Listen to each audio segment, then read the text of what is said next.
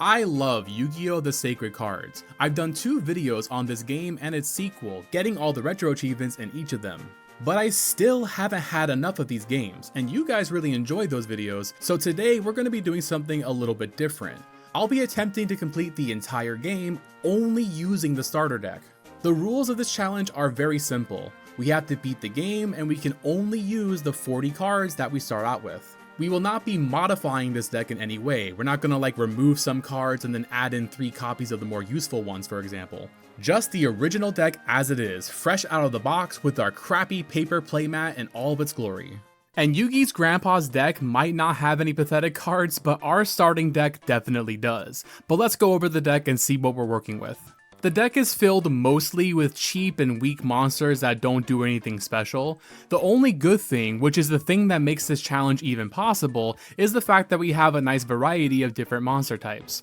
In this game, there's a type advantage system. If 2 monsters battle and one monster has type advantage, like water versus fire, that monster wins the battle automatically regardless of its attack points. So having a variety of monsters does help for this challenge. We do have a few higher level monsters with strong attack points, but all of these require tributes, meaning we need at least one other monster to send to the graveyard to summon them, which requires one of those weaker monsters to survive for at least one turn. And we don't have much to protect them. We do have a single trap card, the House of Adhesive Tape, but this only works on monsters with under 500 attack points, so it'll be useless against pretty much everybody except for some of the early game duelists.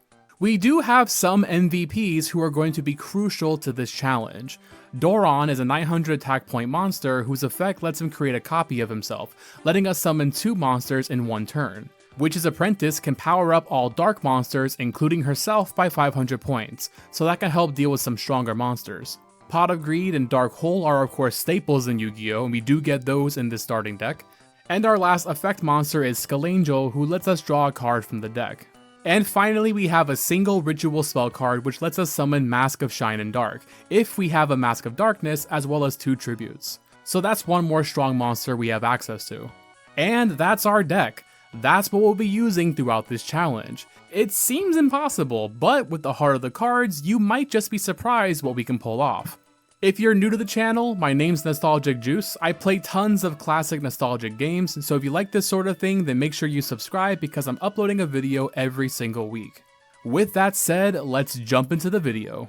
First up is our duel against Bones. He's the first opponent you're intended to beat, so he's pretty weak and our starting deck is sufficient. There's not much to talk about in this first duel, though I did get to use our 1 trap card, and I was able to summon out our strongest monster in the deck who requires 2 tributes. Bones' best card is the Pumpkin King with 1800 attack points, so he can't do anything to stop us.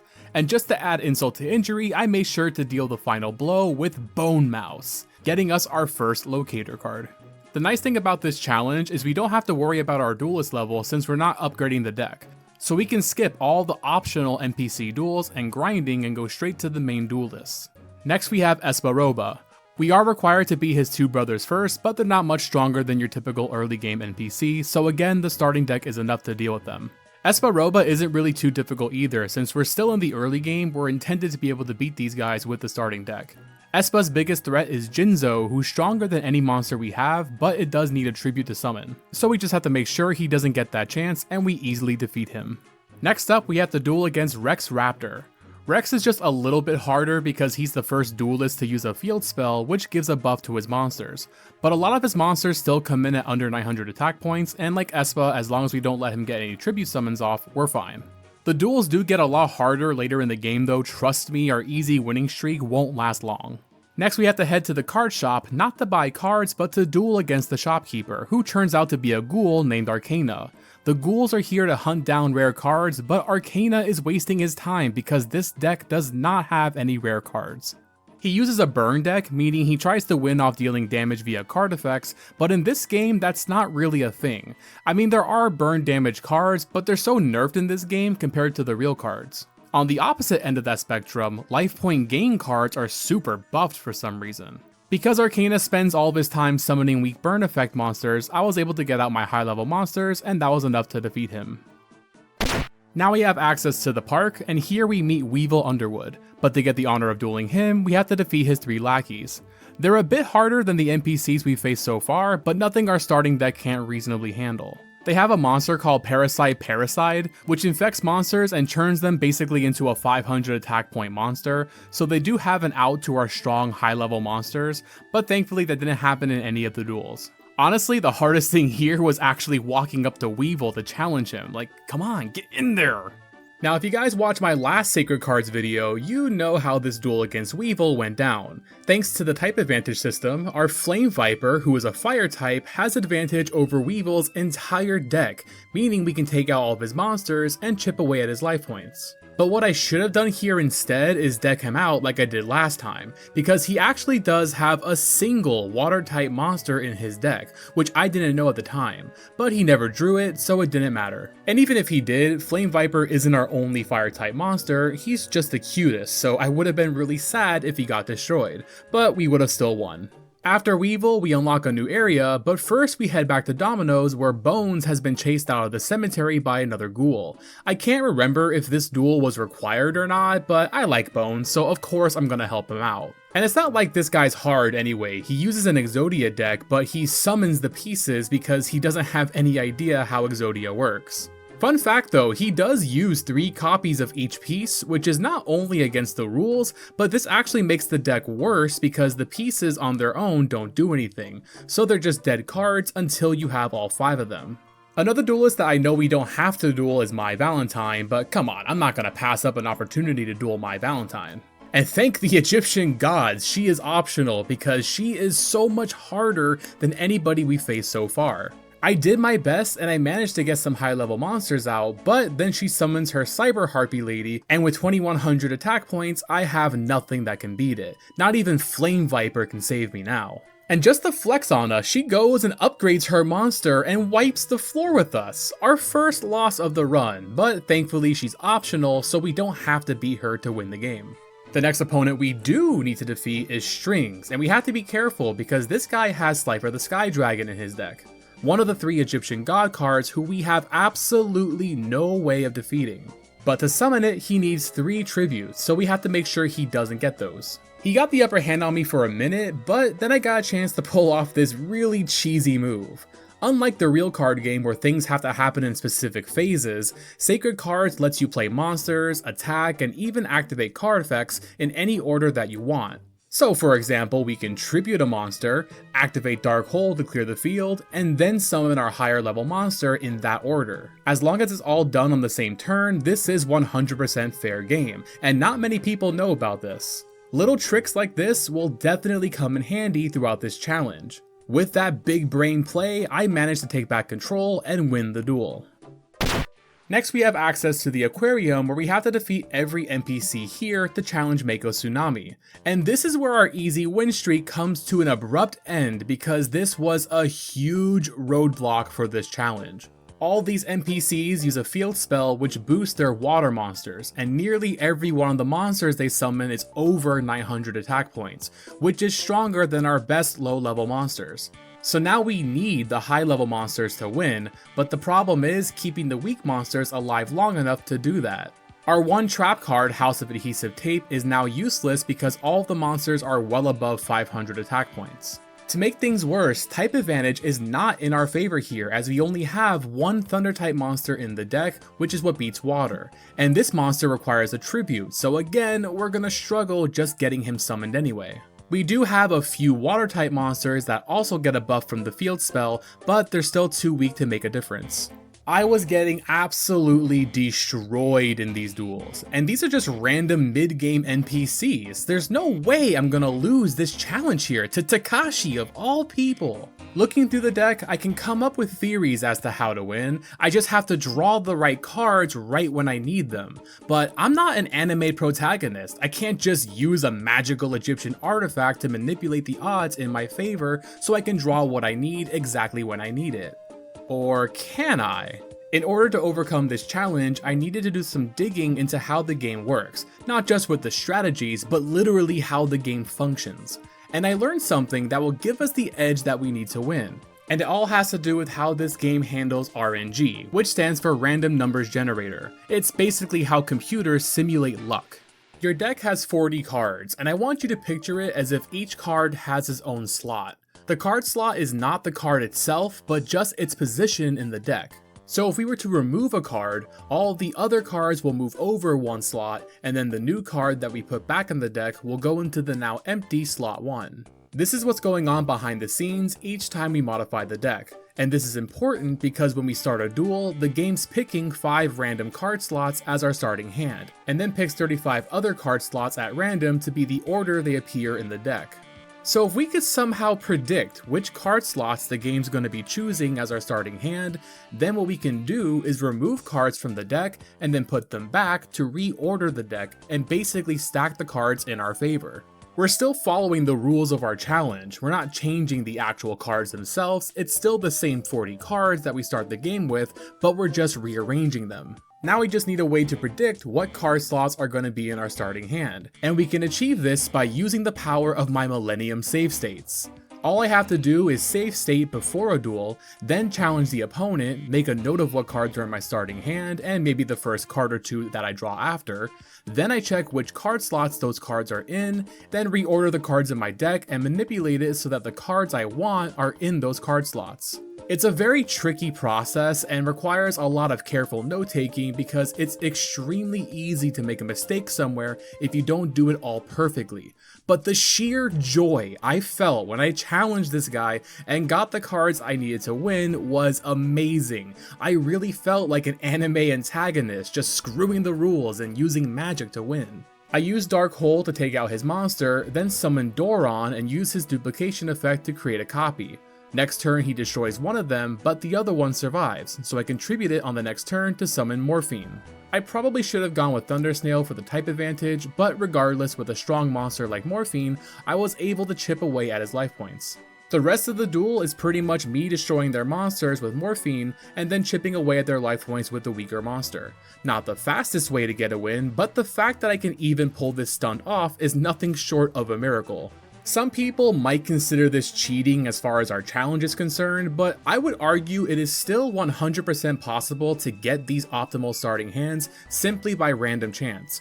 Eventually, if I duel somebody 10,000 times, the optimal starting hand will happen. But the goal of this challenge is to see if the starting deck is even capable of winning. It's not a test of my patience, so using this method to manipulate the RNG is perfectly fine. If you want to see me duel the same person over and over again 1,000 times, then go check out my Reshefa Destruction video. I suffered through that game without any mods, so I put in my fair share of grinding. With this new method, I was able to defeat the rest of the aquarium NPCs in the same way, and then I challenged Mako for another locator card. Here I actually made a mistake in the RNG manipulation, so I only got a partially optimal hand with Dark Hole. I also had Witch's Apprentice, who I hope would get at least one turn with her effect that boosts her attack, but she went down on the next turn. So I had to stall for a bit by throwing out monsters in defense mode, hoping for an opportunity to use this Dark Hole effectively would come up. And the heart of the cards was in my favor as I drew into Doron, so I used Dark Hole to wipe the field, summoned Doron and used his duplication effect, then tributed the surviving one on the next turn, and we're back in business. A few turns later, I chipped his life points down to 0, and we defeated him, which gets us our final locator card. But before we can move on to the tournament finals, Joey and Taya are kidnapped by the ghouls, so we have to defeat a few of them to advance the story. Compared to the aquarium duelists, these guys are a lot easier. We don't even need to do any RNG manipulation here, which is a huge time saver. It seriously takes like 30 minutes for me to stack the deck in the way I do, so I'm happy to skip it wherever I can. Because ghouls all use this Yami field spell, some of our cards like Mask of Darkness and Witch's Apprentice get a boost, and Witch's Apprentice can even use her effect on top of this to get even stronger. We also have light type monsters like Skullangel and the Unhappy Maiden, which can take out their fiend type monsters thanks to type advantage. So the starting deck actually doesn't really struggle here. I did take a few losses due to not having any of these cards, but it was still easy enough to defeat them. The final ghoul, however, is Bandit Keith, who is a much different story. His cards are extremely strong, and in the first duel, I got absolutely obliterated by him.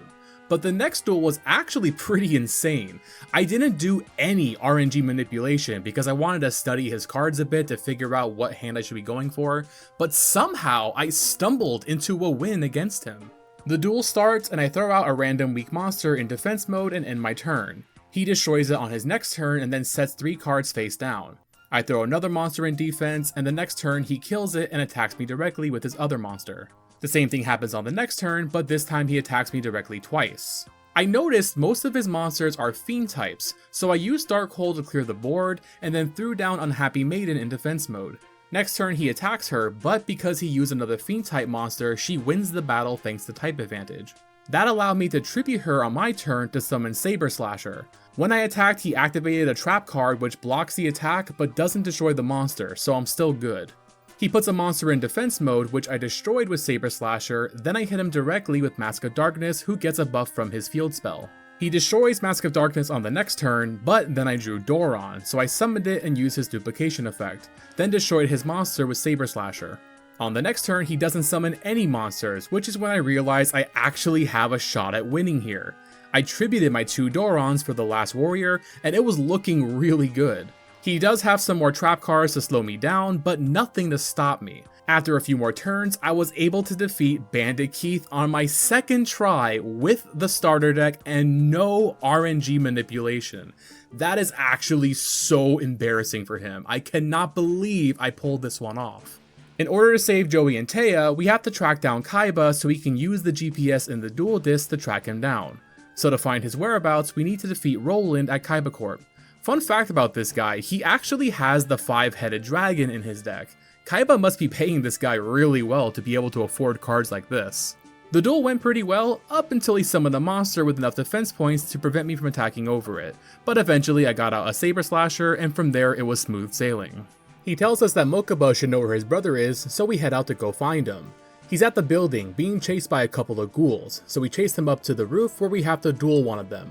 I chose Loomis because he's the first option, so I save about 0.001 seconds by selecting him, just in case starter deck percent becomes a new speedrunning category. I also stumbled into another win without using any RNG manipulation thanks to having the Unhappy Maiden in my starting hand, which has type advantage against his fiend monsters. Normally I would use her to survive for a turn and then tribute her for a stronger monster, but I didn't get any stronger monsters this time. Instead, I used Doron's duplication effect and he destroys one of them, but that leaves me with 2 monsters to his 1, so I have more monsters on the field than he can destroy, which means I can slowly chip away at his life points. The only risk here is that he summons something that isn't a fiend type monster, but to my surprise, he just never did. I actually ended up winning this duel with just sheer dumb luck, and it's all thanks to the Unhappy Maiden. Maybe now she'll cheer up and turn that frown upside down. After saving Mokuba, he tells us we'll find Kaiba at the art museum, so we go there and explain the situation, and he tells us that Joey is somewhere near the pier. We get there and we're met by Bandit Keith and an army of ghouls. Yugi will take out the bulk of them, but we have to face Bandit Keith for a rematch. And wouldn't it be so hilarious if I managed to beat him a second time without any RNG manipulation?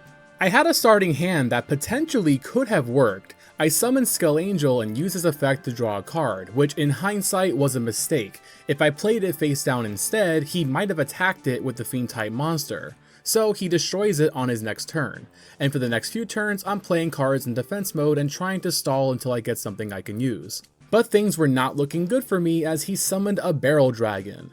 This card is a huge problem because it's stronger than anything in my deck, and the only thing that beats Shadow type monsters is Dream type monsters, and that is the one card type our starting deck doesn't have. So my only out here is Dark Hole, and unfortunately I didn't draw it, so I ended up losing this duel. But I saw I could have potentially won there if I didn't make that mistake on turn 1, so I decided to try again. This time I opened with the Unhappy Maiden and Doron, as well as Leo Wizard, who's a high level monster being buffed by the field spell. I decided to use Doron's duplication effect, knowing I can tribute the surviving one on the next turn. And I could not believe it, but that was actually all it took. Keith has no low level monsters stronger than 1700 attack points, so the rest of the duel is just me destroying his monsters with Leo Wizard and then attacking directly with the weaker monster. I even baited him into attacking my Unhappy Maiden with a fiend type monster, and now that got me 2 high level monsters. So this duel ended up being one of our easiest ones in the run. Bandit Keith used to be so intimidating playing this game as a kid, but now he's nothing more than a common NPC. How the mighty have fallen. Now I can move on to the pier where we see Joey and Taya under mind control by Merik, the leader of the ghouls who wields the Millennium Rod. He set up this elaborate death game where the loser of the duel gets pulled into the ocean to drown. Yugi's up first but doesn't want to hurt Joey, so he throws the duel. We have the choice to save him, but I don't want to get my Flame Viper wet, I want to get it graded. Alright, I guess we don't have a choice. We dive in and save him, and now it's our turn to duel Joey. He's also using a burn deck, and to his credit it is better than Arcana's, but I'm not even sure if there's enough burn damage cards here to deal enough damage to win. Perhaps that's a fun concept for another Sacred Cards challenge video.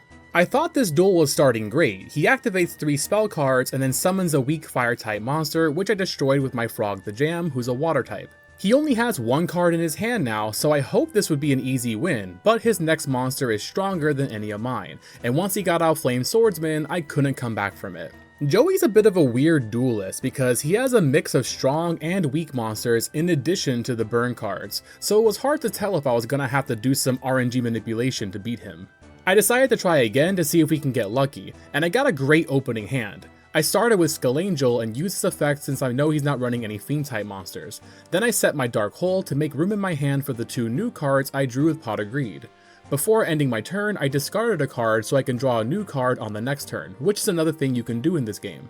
You can just freely discard any card on the field or in your hand, unlike the real card game where you can only discard a card if you have more than 6 at the end of your turn. He hit me with another burn spell and then destroys my Skullangel on his next turn.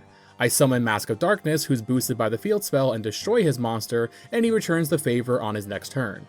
I don't have anything else strong enough to beat his wolf, so I'm back to playing defense for a few turns. Then I drew Flame Viper, who has type advantage against these wolves, but not against his Swordsman of Landstar, and I was so pissed that a freaking Swordsman of Landstar was the biggest threat on the field to me. I could summon Flame Viper and take out one of the wolves, but the swordsman would kill it after, but then again, so would most of the cards in Joey's deck.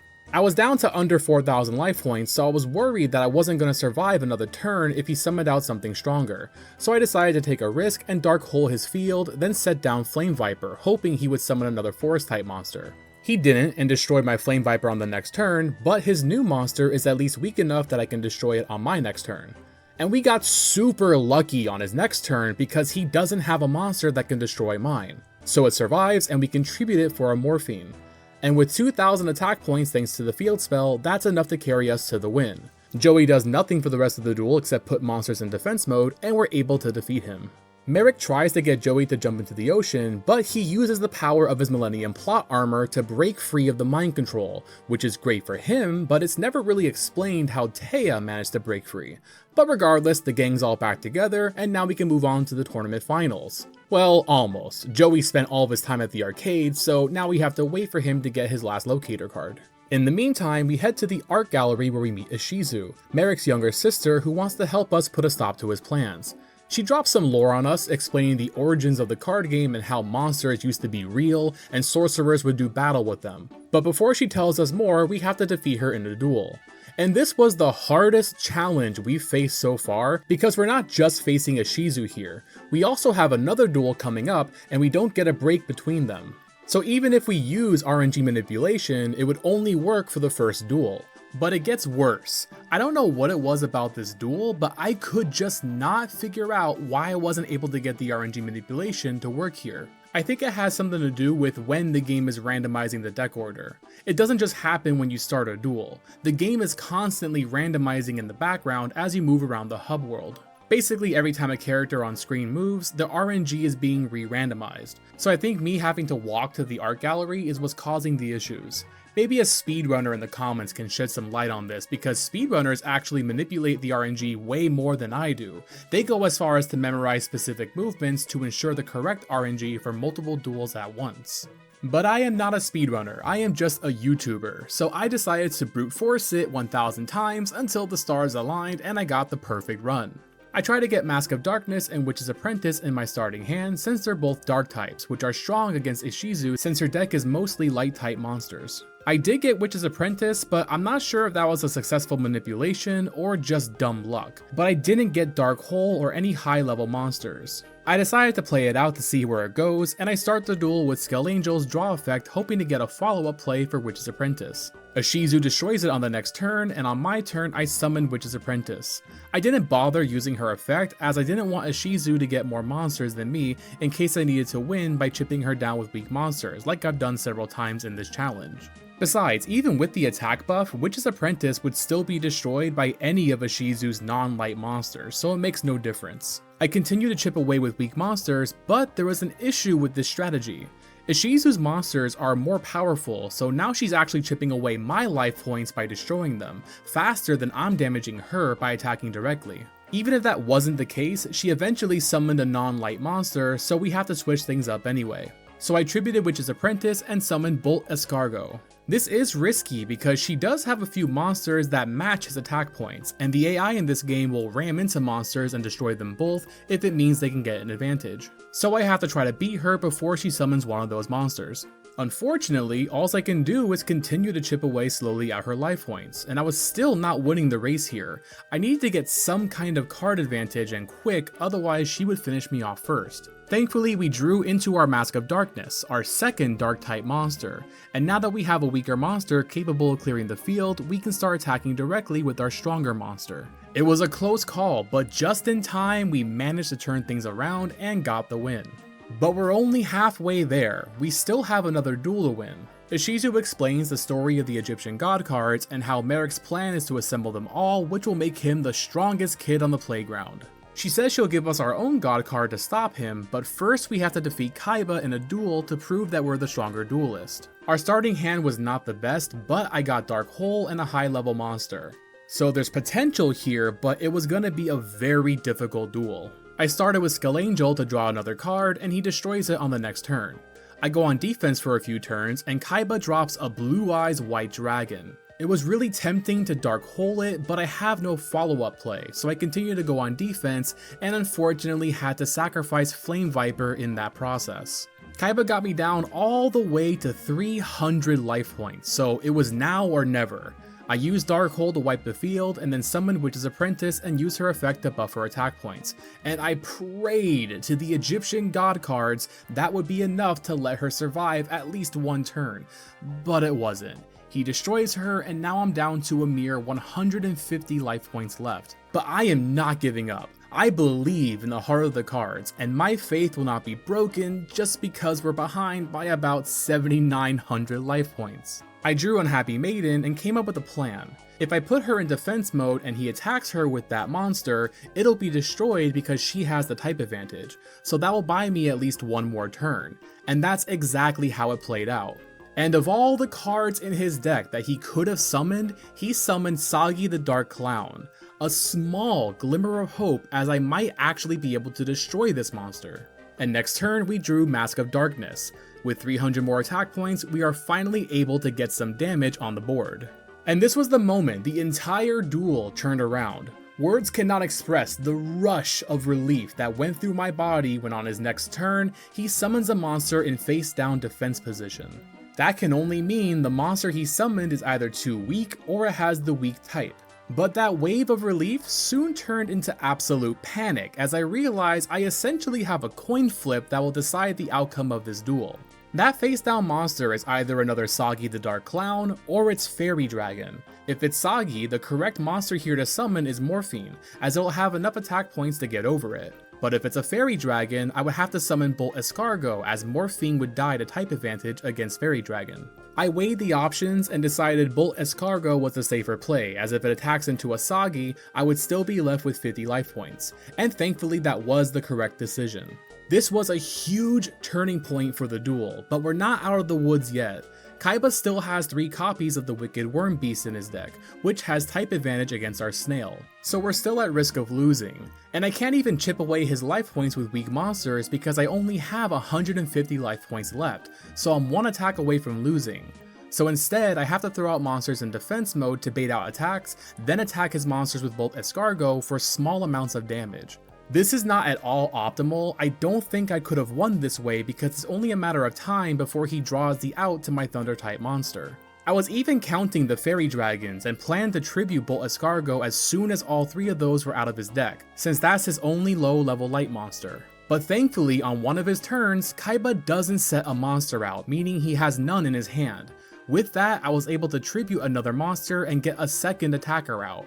Honestly, looking back at this footage, I was an idiot for going with Leo Wizard instead of Morphine. I think I was worried about Fairy Dragons, but Leo Wizard would have lost the game if he was destroyed by a Wicked Worm Beast. Definitely a misplay there, but thankfully it worked out and we're able to get the win. This was a huge challenge getting past this part. Honestly, the most difficult part of the entire run, so I was very relieved to be done with this.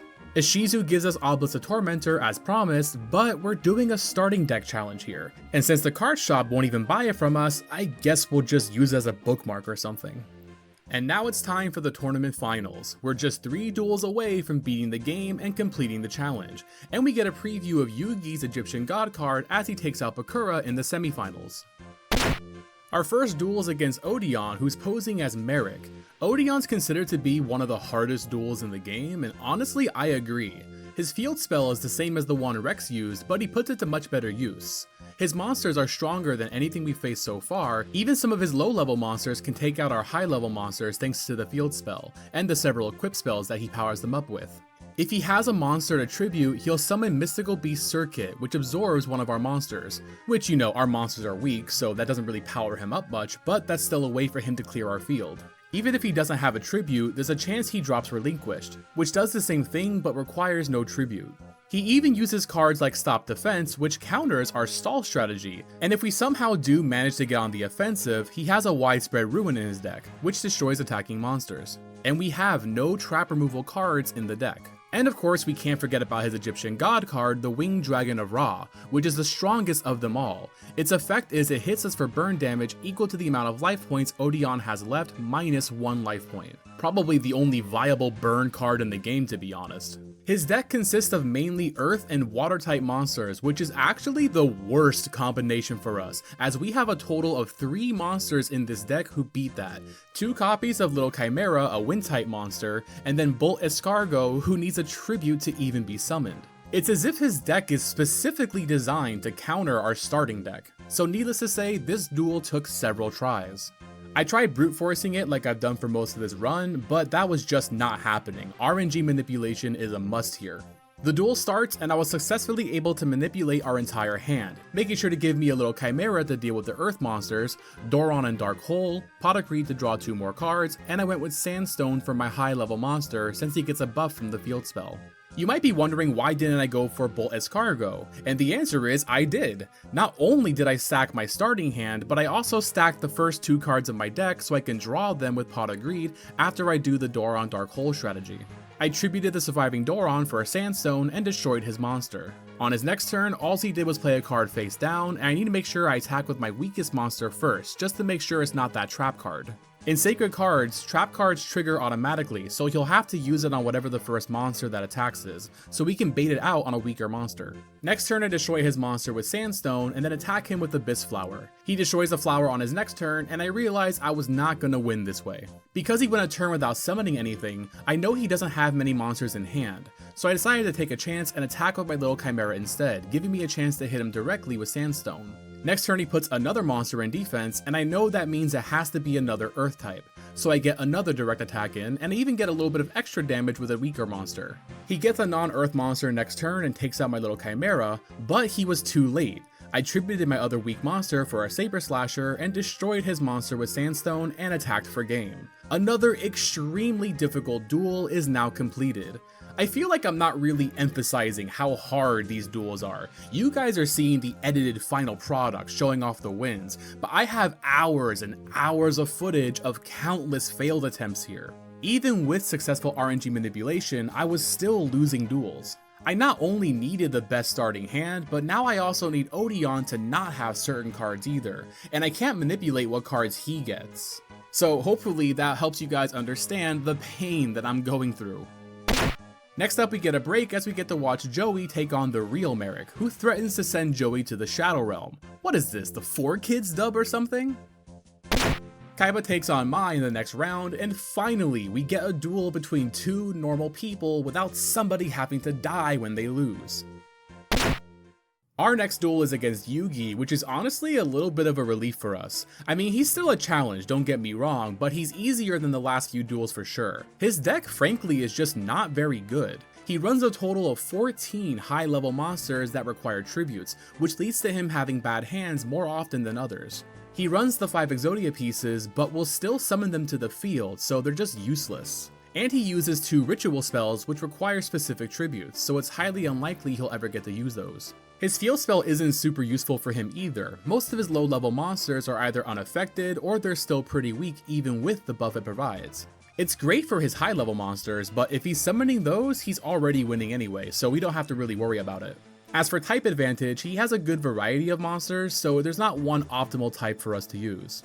Now all that said, I still lost several times to him before stacking the deck, so he's not a complete pushover. He starts with a face down monster and sets a card to the back row. He runs no trap card, so I don't have to worry about that one.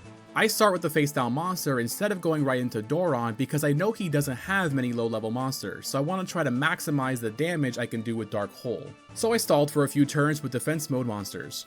He got me down to 1300 life points and had 2 high level monsters in play, so now it's time to drop that Dark Hole and Doron combo. He destroyed the surviving Doron and I tributed it for a Morphin and destroyed his monster.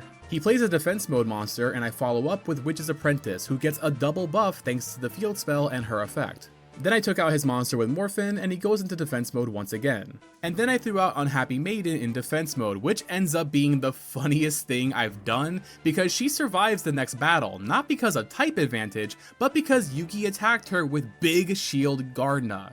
A monster that would have absolutely stopped my progress as I can't attack over its 2600 defense points. So I would have been stuck waiting to draw one of my 2 wind type monsters, but this dude literally summoned it in attack mode and lost the fight to my weakest monster in the deck. And they call this guy the king of games. I tributed the Unhappy Maiden for Saber Slasher and just kept attacking with everything that I had. His next turn he uses Spellbinding Circle to weaken my Saber Slasher, but he still didn't have anything to fight back with. So on the next turn I deal the finishing blow with my Wishbrand Karibo and we have defeated Yugi. We get his Flight for the Sky Dragon as a prize, but again, we're doing a challenge here, so I don't know, I guess I'll put it on my bike to make it sound like a motorcycle. We have just one more duel to go, but first we get to watch Kaiba take a shot at Merik, but you know, this guy lost to the starter deck, so... And then there was just one final duel between Merik and our orange-capped hero who rolled up to the tournament with the starter deck. And he has a lot of cards that we have to worry about. Obviously he has the Winged Dragon of Ra, so we have to prevent him from getting 3 tributes to summon it. He has 3 copies of Ancient Lamp, whose effect lets him summon a Lajin, the Genie of the Lamp. So that's a free 2300 attack point monster in addition to the 1200 attack point monster, all thanks to his field spell. Most of his low level monsters get boosted to 2100 and 1900 attack points, so they're strong enough to take out almost all of our high level monsters. One of those monsters also has the effect to deal burn damage equal to its attack, so that's actually a really good burn card for once that can deal 1800 points of damage. He runs 2 copies of Monster Reborn, so he'll also get to summon any monster of ours that he destroys. There's also Thousand Eyes Restrict, which is a better version of Relinquish because it not only absorbs monsters, but it powers up even more. And finally, he has a copy of Torrential Tribute, which in this game destroys all monsters on your field if you attack into it. Like a Mirror Force, but it even affects defense mode monsters. And again, we have no trap removal, but we can't really bait this one out since it'll destroy our whole field. So yeah, we got ourselves a huge battle ahead of us.